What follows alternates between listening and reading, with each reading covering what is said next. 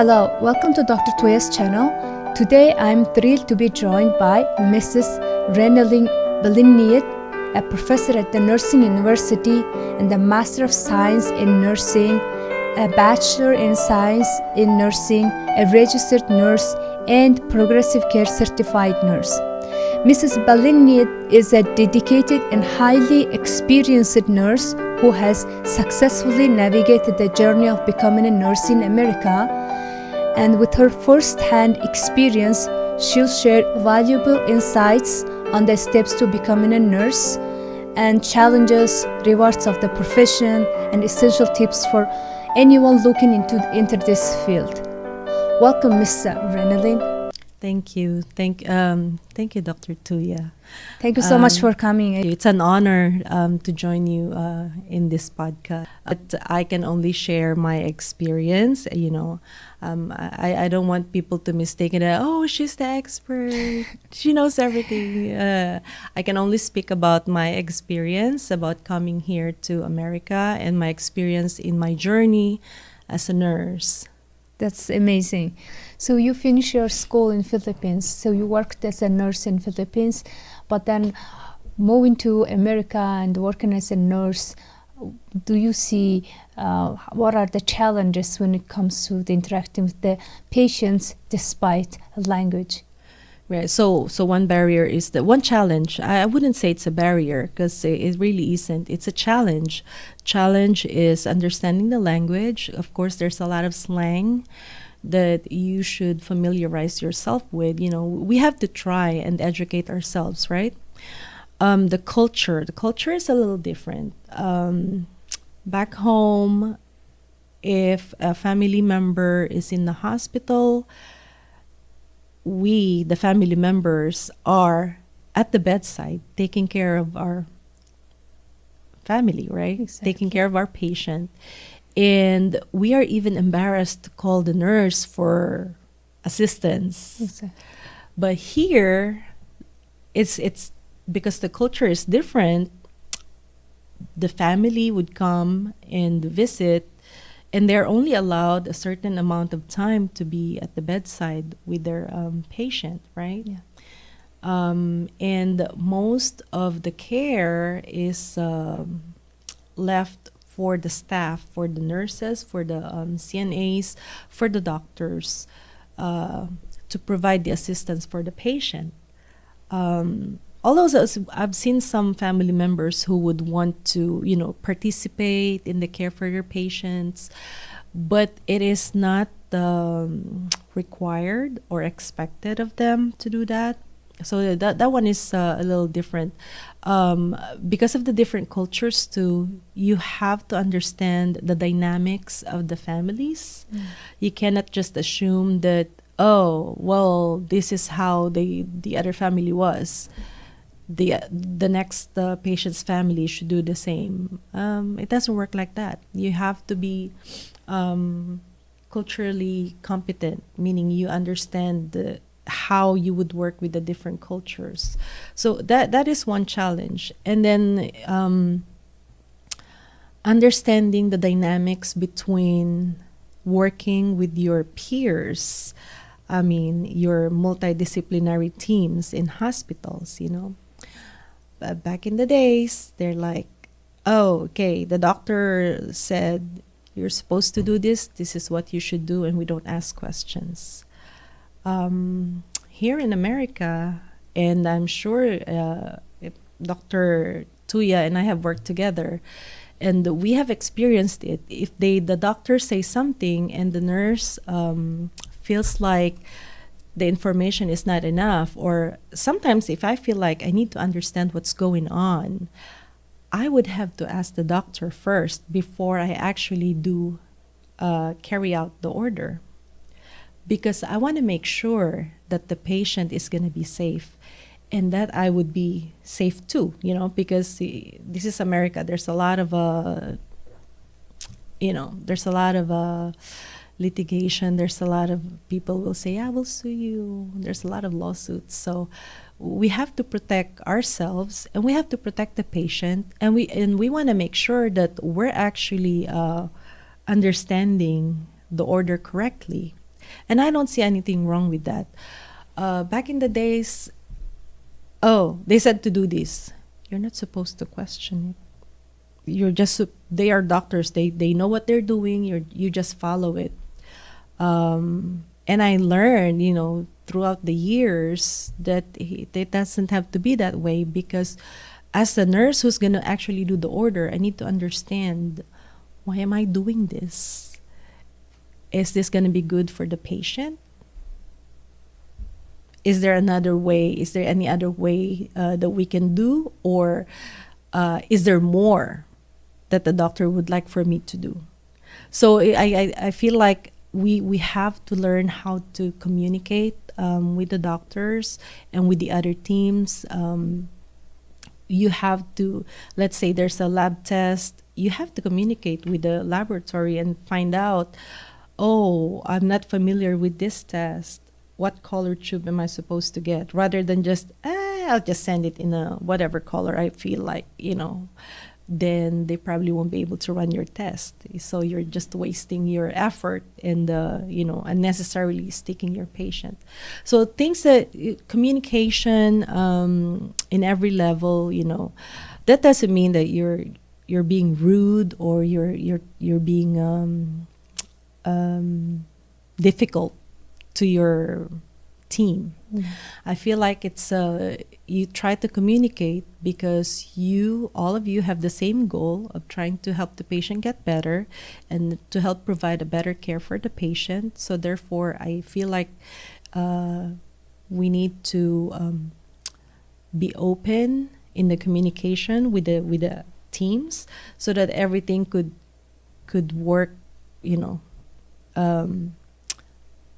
better for the patient. Yeah. So that they can go home sooner. Exactly. Yeah. I like actually nurses ask a question, so we communicate better, we understand, and then sometimes that small communication becomes like beyond friendship, and then it grows. So that's why I like it this way. So we talked about the challenges. What about the benefits compared to you working as a nurse in your back home country and then working as a nurse in America? Well, yeah, obviously, the financial benefits is, it's not even comparable, because back in the days, the salary for nurses back home is very little, compared to what people are making now. So, financially, it helps you. Let's be honest, we are not working for free. Right?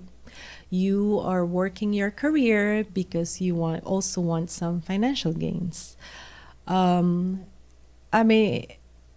back in the days when I was younger, I did not have as much responsibility as I have now.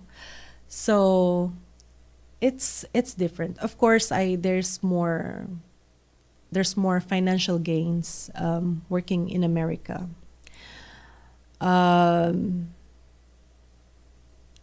You also have more. You have more avenues for experience. So, like, let's say, not just financial. If you want to pursue advancement in your career, you can do that too. I'm not saying that I could have done it in the Philippines too. I could have gone and took my master's in the Philippines back in the days, but I chose not to, because I didn't think that I was gonna go back to school. My sister took her master's in the Philippines, so we went to school almost around the same time. So you can also further your career in any other country, but I just feel like here in America, there's more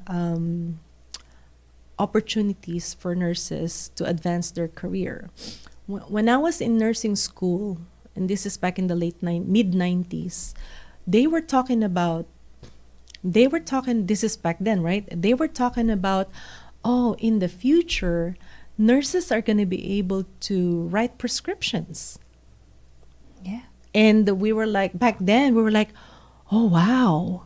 Isn't that amazing? They're going to be like doctors. They can write prescriptions. Nowadays, we have nurse practitioners who are able to do that, left and right? Yeah, exactly. We have nurse anesthetists Yeah.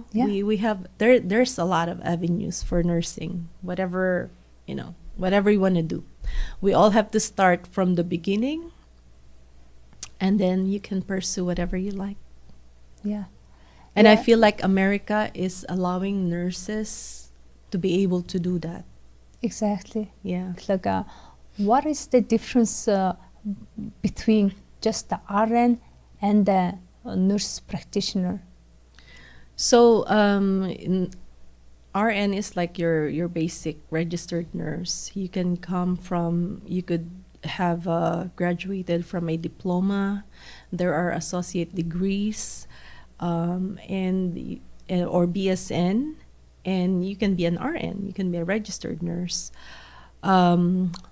If you want to pursue a higher level of education, like you want to be a nurse practitioner, you want to go into a masteral program, you want to have a doctorate in nursing. So those are other higher level of education. So you have to if you want to pursue that, at least the basic minimum is, I think, BSN. You have to have a bachelor's degree. Mm-hmm. Now, people from other courses, from other bachelors of sciences, and they want to come into nursing, they can do that too. So there are programs. I'm not exactly sure what the names of the programs that you go into, but let's say right now you have a different course and you want to come into nursing, you can do that, but you have to go back to school. Yeah. So everything you have to go back to school, but it's not impossible. Mm-hmm. Everything is doable. You really have to pursue.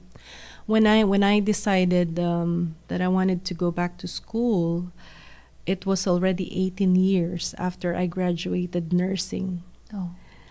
And I had to meet with an admissions counselor because I wasn't sure what I wanted to do, right? I had to decide, okay, what do I want to do after I did my study?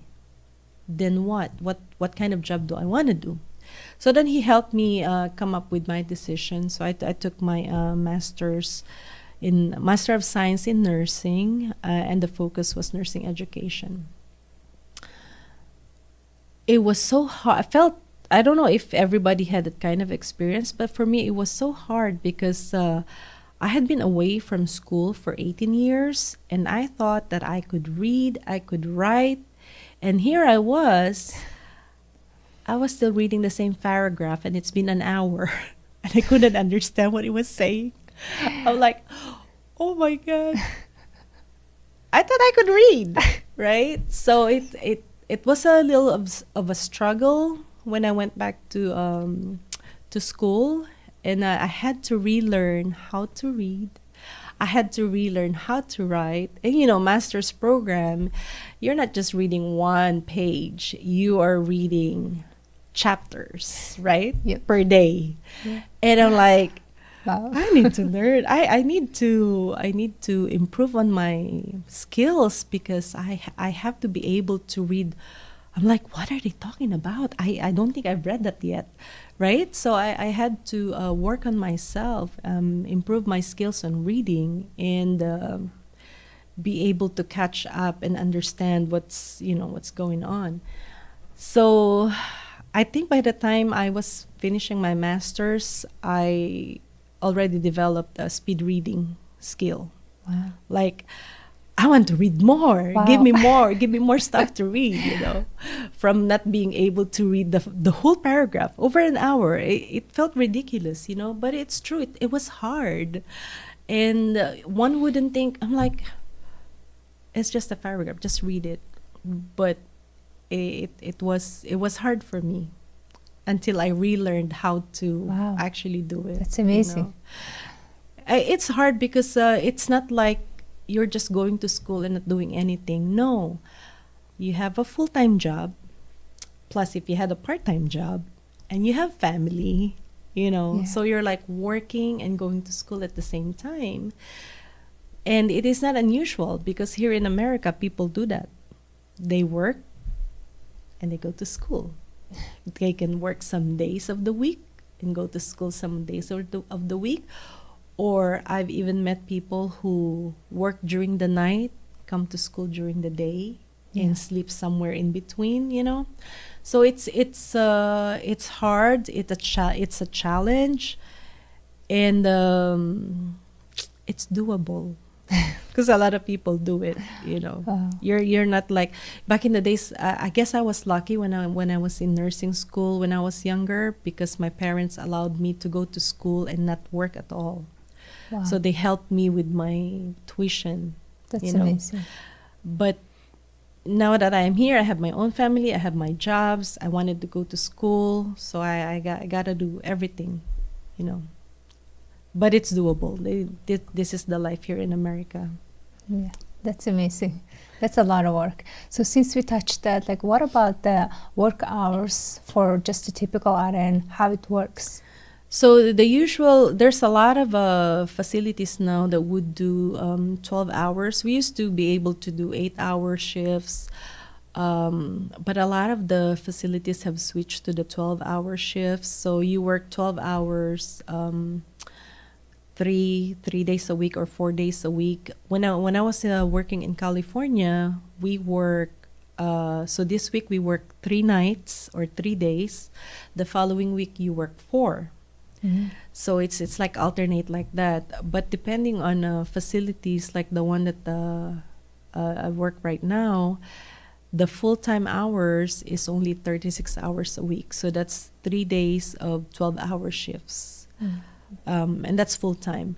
But it's actually, I guess, up to the individual or up to the person, like what kind of hours they want to work. If you want to only do part-time work, or sometimes they say they call it the per diem or registry.